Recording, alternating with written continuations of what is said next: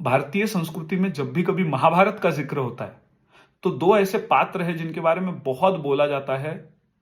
एक दानवीर दानशूर कवच कुंडलधारी सूर्यपुत्र कर्ण और दूसरे उनके विरोधक अर्जुन। सवाल यह भी उठता है कि क्या सच में कर्ण अर्जुन से ज्यादा शक्तिशाली थे। सवाल यह भी है कि जितना प्यार अर्जुन को मिला क्या उतना ही ज्यादा अन्याय विधाता ने महर्षि वेदव्यास जी ने कर्ण के साथ किया।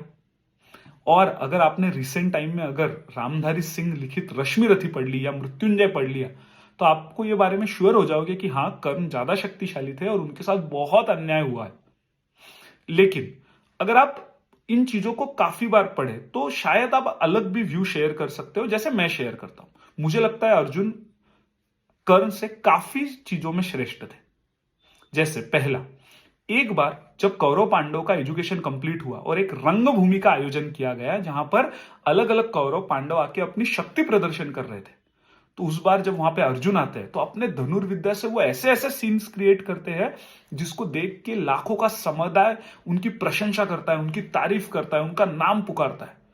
और इस वक्त वहां पर एंट्री होती है कर्ण की और कर्ण कहते हैं अर्जुन को कि जो तुमने बताया वो तो मैं आसानी से बता सकता हूं, इतना ही नहीं मैं तुमको कुछ नई विद्या भी सिखला सकता हूं। और अर्जुन को वहां पे द्वंद्व युद्ध के लिए वो पुकारते हैं।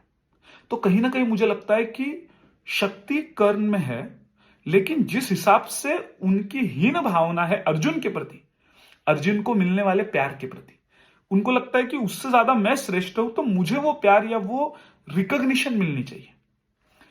इसके आगे जब परशुराम जी के पास वो सीखने जाते हैं तो उनको पता रहता है कि परशुराम जी वेद के ज्ञाता जो ब्राह्मण रहते हैं उन्हीं को सिखाते हैं, लेकिन वहां पर भी वो झूठ बोल के विद्या को ग्रहण करते हैं। इतना ही नहीं, जब कुंती कर्ण के पास जाती है कहने कि तुम ही पहले सबसे बड़े ज्येष्ठ मेरे पुत्र हो, तुम वापस आ जाओ, भाई भाई में लड़ाई क्यों करनी है, तब वो कहते हैं कि मैं आपको वचन देता हूं कि सिर्फ एक ही पांडव मरेगा जो कि रहेगा अर्जुन। तो उनकी जो ओवरऑल जो भावना थी अर्जुन के प्रति वो द्वेष भावना थी। इतना ही नहीं, सबसे बड़ी सोचने वाली बात यह है कि सिमिलर पैटर्न में जब आप अर्जुन को देखते हो कि उनको द्रोणाचार्य बहुत ज्यादा पसंद करते हैं, क्योंकि द्रोणाचार्य अपने पुत्र अश्वत्थामा को जब एक्स्ट्रा टाइम में भी कुछ चीजें सिखाते थे, अर्जुन खुद होके वहां पर जाता था, सीखता था। इतना ही नहीं, जब एक्चुअल महाभारत का युद्ध शुरू हुआ तो अपने सामने गुरुओं को, भाइयों को देख के अर्जुन ने अपने शस्त्र डाल दिए थे। ये बात हमको भूलने से नहीं चलेगी कि उनने कहा था कि हे माधव, वो राज्य में लेके करूं ही क्या जिसका राज्य का पथ मेरे गुरु और मेरे भाइयों के मृत्यु से होके गुजरता हो। और एक सबसे इंपॉर्टेंट बात जो मेरे दिल को छूती है वो ये है कि जो कर्ण थे उनने द्रौपदी को कहा था कि द्रौपदी 5 पति होने के वजह से अपवित्र है, और इसी बात का गुस्सा अर्जुन को आया था और अर्जुन ने कहा था इसीलिए मैं कर्ण का वध करूंगा। तो मुझे ऐसा लगता है कि अगर आप सिमिलर पैटर्न में अर्जुन को देखें तो वो शक्ति प्रदर्शन इसलिए कर रहे थे क्योंकि गुरु की आज्ञा थी, ना ही किसी से सर्वश्रेष्ठ होने के लिए। और वैसे भी लाइफ में बहुत लोगों के पास बहुत शक्ति है, लेकिन जब तक आप में किसी के ऊपर जाने की वो जो हीन भावना है तो आप ऊपर नहीं जा सकते। और जो लास्ट गलती जो कर्ण ने की वो सबसे बड़ी ये थी कि जब अपने मुश्किल समय में उनका साथ मांगा, उनसे सहायता ली दुर्योधन दुशासन से, जो बहुत ही गलत लोग थे।